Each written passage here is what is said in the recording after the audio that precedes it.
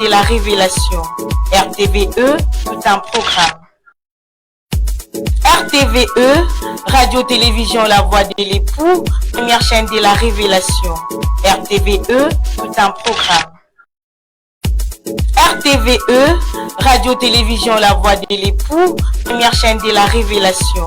RTVE, tout un programme. RTVE, Radio-Télévision La Voix de l'époux, première chaîne de la révélation. RTVE, tout un programme. RTVE, Radio-Télévision La Voix de l'époux, première chaîne de la révélation. RTVE, tout un programme.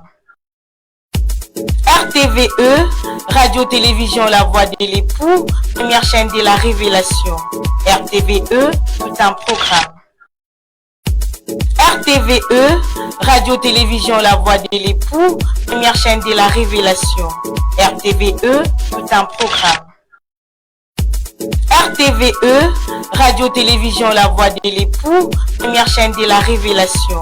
RTVE, tout un programme. RTVE, Radio-Télévision La Voix de l'époux, première chaîne de la révélation. RTVE, tout un programme. RTVE, Radio-Télévision La Voix de l'époux, première chaîne de la révélation. RTVE, tout un programme. RTVE, Radio-Télévision La Voix de l'époux, première chaîne de la révélation. RTVE, tout un programme. Shalom, bien-aimés, grâce et paix du Seigneur vous soit apportée partout dans le monde où vous avez l'occasion de suivre votre émission La Voix de l'époux. Nous sommes très heureux, très contents ce soir d'être ensemble avec le docteur Yannick Moussouloua, que vous l'aimez, que vous le suivez beaucoup à partir de Libreville et partout dans le monde. J'aimerais saluer. Shalom, docteur. Shalom, prophète, que Dieu vous bénisse. Un mot pour les téléspectateurs qui vous suivent partout dans le monde. Je suis très heureux d'être au milieu de vous, ici à Kinshasa, précisément. Et nous saluons tous les bien-aimés, tous les saints qui nous suivent de partout dans le monde et ceux qui suivent la chaîne Radio-Télévision La Voix de l'époux, ainsi que notre page officielle La Voix de l'époux Libreville. Soyez salués au nom du Seigneur Jésus-Christ. Merci, je sais. Ézéchias. Et nous avons vu comment est-ce que Dieu a d'abord ordonné au prophète Isaïe d'aller annoncer un message. Mais le message consistait à la mort. Ce n'était pas le message de la vie. Et le roi s'est tourné contre la muraille pour prier. Et après avoir prié, Dieu a envoyé encore de nouveau le même prophète pour apporter un deuxième message. Mais là, le message, ce n'est plus la mort, mais c'est la vie. L'augmentation des années, 15 ans. Et puis Dieu a dit au roi qu'il doit retrouver la maison de l'Éternel après 3 jours. Et le roi voulait savoir quels étaient les signes de sa guérison. Voilà, c'est là où se trouve le problème. Alors, parmi les signes, le prophète Isaïe a donné le signe au roi que tu seras guéri quand tu verras. Maintenant, il pose la question, est-ce que l'ombre, le soleil plutôt, l'ombre doit avancer de 10 degrés ou l'ombre doit-elle retourner de 10 degrés sur les cadrans d'Akaz? Et le roi Ézéchias a choisi que l'ombre doit retourner de 10 degrés sur les cadrans d'Akaz. Alors notre problème est pourquoi est-ce que le signe de sa guérison est lié à cet instrument que nous appelons les cadrans?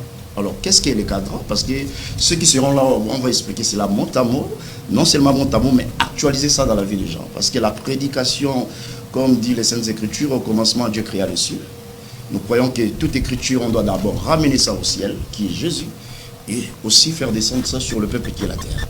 Donc, d'ores et déjà, je peux déjà avancer quelque chose en disant que ces cadrans, c'est un instrument sur lequel les soleils frappaient pour situer les gens par rapport au temps.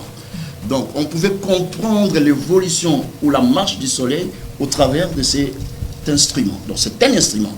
Donc, on peut comprendre que là, il est midi, là, il est soir, là, il est 12 heures, au travers de cet instrument. Donc, cet instrument nous permet à nous fixer par rapport au temps. Et nous avons compris par là que si la guérison du roi est liée à cet instrument, c'est-à-dire il y a une vie. Or, frère Paul dit, tout ce qui a été écrit d'avance a été écrit pour notre instruction. Donc, nous voulons prendre de l'instruction et nous croyons que toute la Bible tous les instruments, mais les ustensiles du temple qu'on peut expliquer, cela représente un homme qui est Jésus. Et nous allons démontrer ça le mardi, comment est-ce que cet instrument devient un prophète. Et nous flashons déjà que dans cet instrument, il y a 2 prophètes dedans. Et voilà un peu, par la petite grâce, nous voulons montrer comment est-ce que le roi était tombé malade, comment est-ce que Dieu a envoyé d'abord le message de la mort, après le message de la vie, mais beaucoup plus les signes de sa guérison est lié au cadre. Et moi je crois aussi pour tout celui qui va venir ce jour-là, s'il est malade, nous allons présenter ces cadrans afin que l'ombre soit retournée de 10 degrés en arrière, parce que je veux faire un parallélisme entre la marche du prophète. Parce que quand le prophète est sorti de la cour royale, il marchait, c'est-à-dire il avançait. Je vais réciter la parole, je fléchis mes genoux, demandant au Seigneur qu'il illumine les yeux de votre cœur et qu'il vous accorde l'esprit de la révélation dans sa connaissance. Ça, c'est l'esprit de la révélation dans la connaissance, parce qu'on peut avoir la connaissance, mais on a plus besoin de l'esprit de la révélation dans la connaissance. Là, je ne parle pas, c'est le docteur Yannick que nous l'avons reçu aujourd'hui. Dieu a mis quelque chose dans le don. Nous vous invitons, à partir de ce mardi déjà, venez, ne manquez pas, mardi 7, sur Baraka numéro 53. Vous arrivez sur Kabambar, Kabambar, Bokassa. Il y a l'arrêt, Kabambar, Bokassa. Vous dépassez, première rue, deuxième, c'est Baraka numéro 53. C'est-à-dire, il y a croisement Baraka, Bokassa 53, il y a l'immeuble. Premier niveau, vous allez voir, on a écrit Assemblée de Saint de Kinshasa. Entrez là-bas à partir de 16h30 jusqu'à 18h30. Et si on prie, on peut arriver jusqu'à 19h. Donc mardi, jeudi, 16h30, 19h. Et dimanche, on commence à 7h30 jusqu'à 10h. Vous ne serez pas déçus. Docteur Yannick, vous avez parlé du mouvement du prophète roi. Très bien. Je ne vous demande pas d'entrer en détail maintenant. Mais qu'est-ce que le peuple de Dieu peut s'attendre? Parce que vous avez dit que quand les prophètes viennent, les rois aussi étaient comme ça, ils annoncent la mort. Quand les prophètes tournent le dos, les rois aussi tournent le dos vers la muraille. Là, on change maintenant les messages. Qu'est-ce que le peuple peut retenir en un mot? Donner un peu un avant-goût, en un mot. En un mot, le peuple doit retenir ceci, que quand le prophète Ésaïe vient annoncer au roi que tu dois mourir, et le roi se tournant pour prier. Et quand le prophète avançait, le message qu'il a laissé après lui, c'était la mort. C'est-à-dire que je suis en train d'expliquer l'avancée du prophète. Quand le prophète avance, il tourne le dos au roi. Donc, par là, je comprends que c'est tout le temps que Dieu a marché où l'homme n'a pas vu sa face. Mais l'homme a vu le dos. Et quand l'homme voit le dos, ce qui est derrière, c'est la mort. C'est comme aussi, nous pouvons dire, la femme à la perte des sang. La femme à la perte des sang était derrière. Jésus toucha le pan de sa robe. Jésus devait tourner pour donner la vie. Et de même aussi, le roi devait tourner pour apporter le message de la vie. Donc, c'est là, nous disons qu'il y a un mouvement là, dans la marche prophétique, que tous les temps où l'homme était malade, nous croyons que la maladie de l'homme, c'est le péché, parce que l'Écriture dit, le salaire du péché, c'est la mort. Et l'Écriture dit que le roi était malade jusqu'à la mort, près de la mort. Donc, nous comprenons que cette maladie était liée au péché. Et alors, le retour du roi, c'est au travers de la prière. Et nous allons expliquer comment est-ce que le roi, plutôt le prophète, s'est retourné pour apporter un deuxième message. Voilà pourquoi nous disons qu'il n'y a rien qui peut freiner la marche de Dieu. Il n'y a rien qui pouvait faire retourner Dieu en arrière. Il y a une seule prière qui a été écoutée à la croix de Golgotha. Et c'est cette prière-là qui a arrêté la marche de Dieu et qui a fait retourner Dieu en arrière pour changer le message. Donc ici, il y a deux messages. Le premier message, je ne vais pas expliquer de moi-même. Frère Paul dit le mystère de Moïse, le mystère de la mort gravé sur des pierres. Donc nous comprenons par là que la dispensation de la loi, c'était le premier message qui apportait la mort. Dieu devait arrêter. Voilà pourquoi Frère Paul dit Christ est la fin de la loi. C'est l'arrêt de la marche. Maintenant, le retour, en réalité, c'est le changement de dispensation de la mort à la vie. Voilà pourquoi Frère Paul dit nous ne sommes pas ministres de la lettre, c'est-à-dire nous apportons pas la mort, mais nous apportons l'esprit, la vie au travers des explications des Écritures. Voilà, le message est très clair. J'aime quand Dr Yannick parle. C'est très clair, c'est très précis. Ça veut dire que Dieu s'est caché dans les Écritures Dieu s'est caché dans ces mouvements. Et quand vous allez venir là-bas, à partir de mardi, jeudi, dimanche, vous ne serez pas déçus. Vous aurez la lumière. Quand il parle de la maladie, c'est vrai, parce que Jésus-Christ dit, vous allez me dire, médecin, guéris-toi toi-même, parce qu'il était médecin. Les médecins venaient pour les malades. Donc la maladie, c'est le péché. Est-ce qu'à part ça, docteur, il y a un autre message pour les Quinois, pour les gens qui vous suivent? Je sais que vous avez un calendrier surchargé. Après Baraka, peut-être vous serez à Kipiti. Est-ce que vous avez un message pour les saints de Kinshasa qui vous aiment, qui vous suivent partout? Ok, que le Seigneur Dieu nous bénisse richement. Nous invitons d'abord, premièrement, pour le moment, tous les bien-aimés, les amoureux de la parole, les frères et sœurs des assemblées des saints qui sont ici à Kin, de se déplacer massivement de la semaine prochaine pour écouter ces grands thèmes sur les cadres d'Akaz. Et nous croyons que ces messages seront actualisés dans la vie des gens. Vous avez des problèmes, vous avez des soucis. Au travers de ces messages, Dieu va nous restaurer. Et après ces temps, nous... Je suis derrière les miracles, les signes, mais il a dit, les miracles accompagneront ceux qui auront cru. Donc, premièrement, croire, et les miracles viendront après. Quelles sont les nouvelles avant que je puisse parler, que je dise un mot sur l'enseignement que nous faisons à Kipiti, qu'on va terminer demain. Donc, les saints de Libreville, parce que vous faites parfois Libreville, Gabon, Côte d'Ivoire, Sénégal, comment les saints de Gabon, Libreville, Côte d'Ivoire, Sénégal, comment est-ce que ça passe? Alors, le frère déjà de Côte d'Ivoire m'ont écrit, ils ont besoin aussi de me voir là-bas, aller arroser. J'annonce déjà ici que dissipé par la Seigneur. Ils vous suivent, parce que RTV, c'est partout. On suit partout. Alors, je salue tous les bien-aimés là-bas, Daouko, Abidjan, ils sont nombreux aussi là-bas à Abidjan. Donc, bientôt, vous verrez ma présence là-bas pour des conférences et pour des enseignements.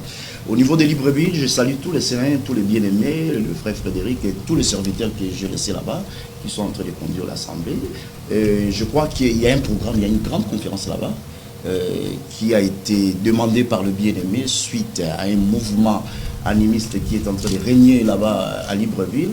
Et nous avons dû, par la petite grâce, à notre retour, nous avons convoqué une grande conférence et vous aurez la date et les thèmes ici sur notre page La Voix des Réponses. Voilà le programme qui est là pour le sein de Libreville. Mais après ici, nous serons au Sénégal parce qu'il y a des bien-aimés qui sont à l'intérieur du Sénégal, ils ont besoin d'être baptisés.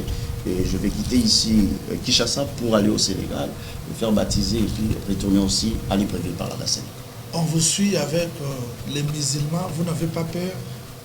Vous n'avez pas peur d'être agressé par les musulmans? Alors, la fois dernière, il y a une grande conférence, c'était Abidjan, avec une salle remplie de musulmans. Est-ce que vous le faites par la passion? Vous avez une vision? Est-ce que ces débats-là, vous arrivez aussi à convaincre les musulmans à devenir? Qu'est-ce que vous faites? Bref, vous pouvez, ceux qui nous suivent, il y a deux frères qui témoignent. Il y a même un frère qui a témoigné, il était musulman. Il est là, il a témoigné, que je ne vais pas citer les noms, il était musulman. Grâce à notre manière de défendre l'évangile, ça lui a motivé aussi de croire que ça c'est l'évangile. Alors qu'est-ce qui nous motive en réalité de faire le débat avec tout ce monde-là? Parce que moi je crois que la parole du Seigneur c'est comme l'unité des mesures. C'est comme un roseau que nous devons mesurer réellement. Moi, si je crie à cet évangile au travers vous, et c'est cette espérance-là, parce que je ne peux pas avoir un évangile et en face voir comment les gens sont en train de tordre des Écritures et nous avons la richesse et nous gardons. Donc c'est une manière pour nous d'évangéliser, de faire connaître la connaissance que nous avons auprès des autres. Voilà pourquoi nous convoquons le débat. Oui, certes, il y a des gens qui se convertissent. Pour la petite information, pour ceux qui ne savent pas, la première de fois que nous avons commencé l'œuvre à Libreville, c'est grâce à une conférence débat. Moi, en fait, c'est ça. Je dois dire ça aujourd'hui. Pour ceux qui ne savent pas, donc, c'est pas appeler à tout le monde de me suivre, de faire le débat comme moi. Moi, Dieu m'a fait une petite grâce de gagner les gens par des conférences débat. Et aujourd'hui, je peux être fier qu'à Libreville, premièrement, au Gabon, j'ai commencé l'œuvre au travers d'une conférence débat où il y avait des branamistes. Et aujourd'hui, je suis fier, il y a des frères qui sont avec nous, branamistes, mais convertis, assemblés des saints. Donc, oui, je peux citer les noms, ils sont nombreux. Donc, on a fait abandonner certains branhamistes, le brancher. Aujourd'hui, ils sont dans les assemblées des saints. Donc, ce n'est pas en vain que nous faisons le débat. Derrière ça, il y a des convertis, mais à chacun selon la grâce du Seigneur. Mais le débat que nous avons fait avec les musulmans, c'était une grande conférence. Près de 2000, 3000 personnes sur place et un direct de près de 10 000 personnes. Ils sont venus me voir, ils ont témoigné. C'est pour la toute première fois que nous fassions un débat à cette hauteur-là. Donc, comprenez qu'il y avait l'engouement et Dieu a touché aussi un plus grand nombre de gens parmi les musulmans et qui sont touchés aussi par la parole. Donc, Tayanik a besoin d'être soutenu par des prières parce que chacun a sa particularité. Chacun a sa particularité. Et il a besoin d'être soutenu par des prières parce que cette vision-là, cette mission-là que le Seigneur lui a confiée, ça demande vraiment le soutien matériel, le soutien aussi de la prière. Et à Kinshasa, vous allez faire combien de temps? Oui, si je suis encore là au trop un mois. Je suis là au trop un mois parce qu'il y a des gens qui nous suivaient de loin, qui croyons que cet évangile n'est pas seulement pour les gens de la maison, c'est aussi pour ceux du dehors. En fait, l'évangélisation... Si l'agneau est grande... Voilà.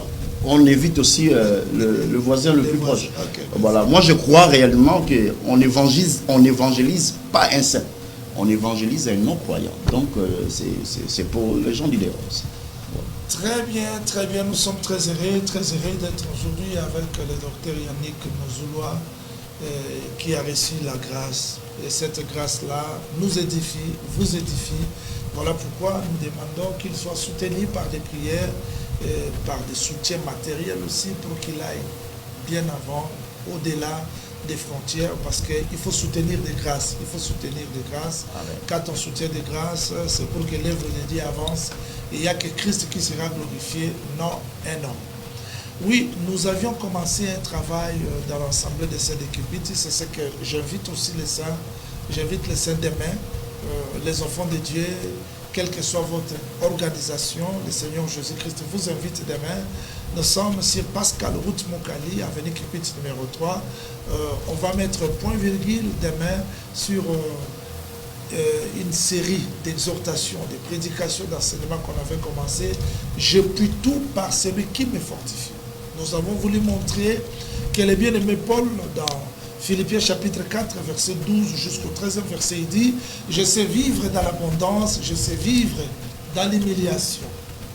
En tout et partout, j'ai appris à être content dans l'état où je me trouve. » Et il dit « Je puis tout par celui qui me fortifie. » Là, le bien-aimé Paul ne parle pas seulement de la souffrance, mais comment être capable de vivre de la souffrance sans blasphémer. C'est comme Job. C'est-à-dire, la vie chrétienne, ce n'est pas seulement la joie. Dans la vie chrétienne, il y a aussi des temps difficiles. Tu peux prier, tu gênes, il y a silence.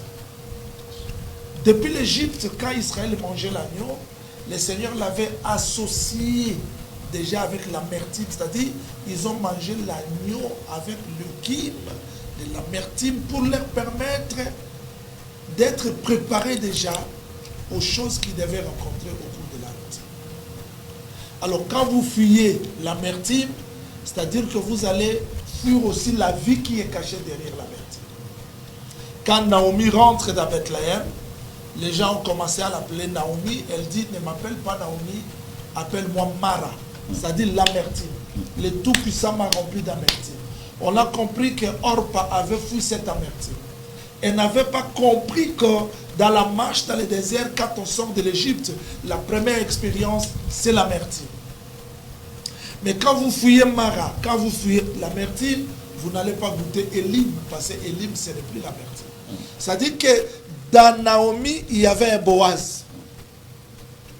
Mais parce que Orpa n'a pas supporté l'amertume. Alors que Naomi disait, regardez mon âge, c'était ça l'amertume. Je suis assez vieille. Je n'ai plus l'espérance d'avoir un homme. Si cette nuit, je serai avec un homme et que j'aurai un fils, attendriez-vous que cet enfant grandisse? Là, elle prophétisait. C'était l'amertume. Mais Orpa n'a pas supporté cette amertume, elle rentra. Mais Ruth a supporté. Elle a dit, ton Dieu sera mon Dieu. C'est-à-dire, quand nous marchons avec le Seigneur, je dois vous rappeler que Ruth ne connaissait pas les chemins, Orpa ne connaissait pas les chemins. Même Naomi, qui a quitté Bethléem, venir à Moab, c'est elle qui connaissait les chemins. Les chemins du ciel, on ne connaît pas, mais il y a quelqu'un qui a quitté le ciel, il est venu. Sauf que quand il est venu, des riches qu'il était, il s'est fait pauvre. Dans cette amertume-là, il peut nous indiquer les chemins de Dieu.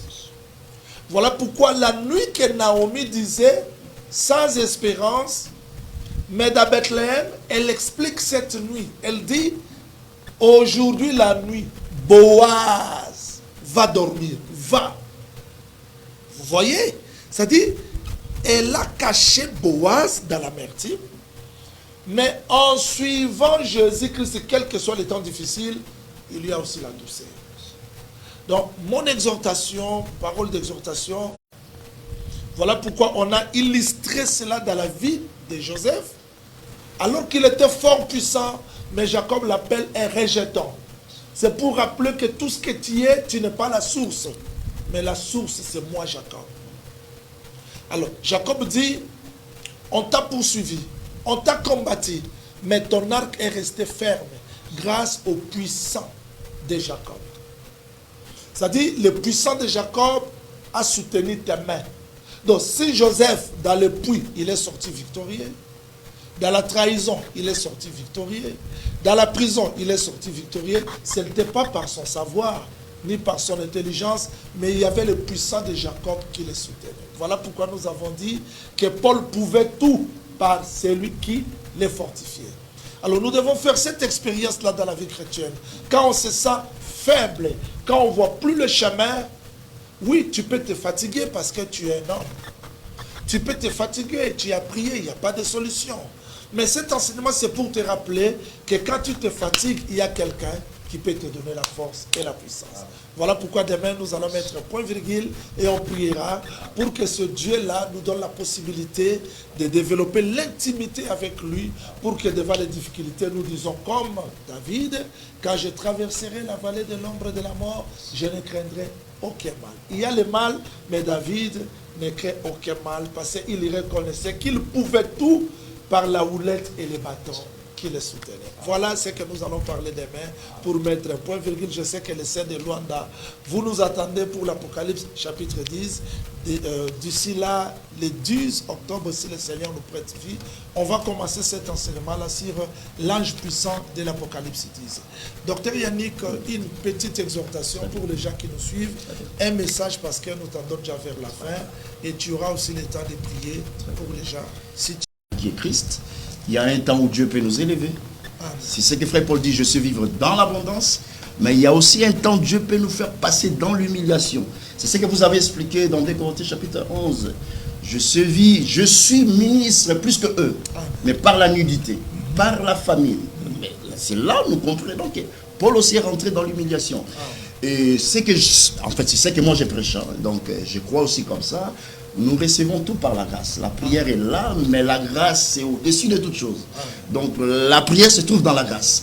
Et c'est là où je voulais même dire une chose aussi, je l'ai dit hier au frère bien-aimé, que Léa n'a pas demandé combat. C'est-à-dire Dieu a donné par promesse au travers d'Abraham, mais arrivé dans J chapitre 1, il voit que les ennemis sont là. Donc la prière aussi c'est une manière de combattre, mais on combat dans la promesse. Sans la promesse, il n'y a pas la prière. Et la promesse dont je dis, c'est la grâce. Voilà en un mot, nous voulons fortifier le frère, même si vous avez des problèmes, des soucis, mais la grâce de Dieu nous suffit, nous tous, au travers de sa parole. Merci, docteur Yannick. La grâce de Dieu nous suffit à travers sa parole. Je sais qu'après ici, vous aurez un temps de la prière avec le pasteur Chilo. Docteur Yannick, tu peux prier pour les gens qui nous suivent partout. Éternel notre Père, Dieu de grâce, Dieu de toute miséricorde, nous voici encore une fois devant ton peuple.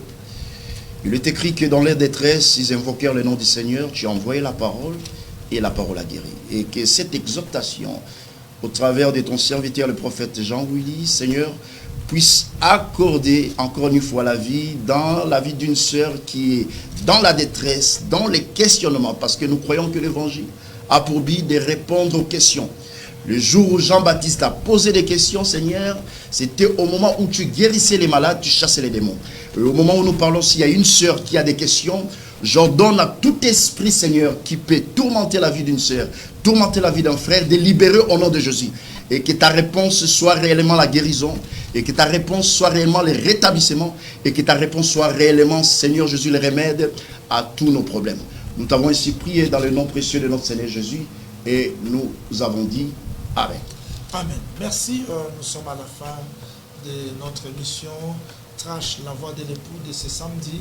Nous vous invitons demain, circuit numéro 3, route Moncali. Là, on va mettre point-virgule sur Je puis tout par celui qui nous fortifie. Et ne manquez pas, n'oubliez pas les rendez-vous de la semaine prochaine avec Dr Yannick Mouzouloua à partir de mardi 16h30 jusqu'à 19h, jeudi 16h30 jusqu'à 19h et dimanche 7h30 jusqu'à 10h dans l'Assemblée des Saints de Baraka 53. Vous qui nous avez suivis, moi je crois, comme je l'ai toujours répété, le Seigneur avait promis que son peuple ne sera plus jamais dans la confusion. Et à travers ces messages, je sais que vous étiez vraiment édifiés. Paix et grâce vous soient accordées. Si cette émission a réussi, grâce à la paix du Seigneur et aux bien-aimés qui sont derrière les caméras, je pense à l'ingénieur Glody et Bioshika, que le Seigneur vous accompagne. D'ici là, portez-vous bien et que la paix du Seigneur soit avec vous. Ciao. RTVE, Radio-Télévision La Voix de l'époux, première chaîne de la révélation. RTVE, tout un programme. RTVE, Radio-Télévision La Voix de l'époux, première chaîne de la révélation. RTVE, tout un programme.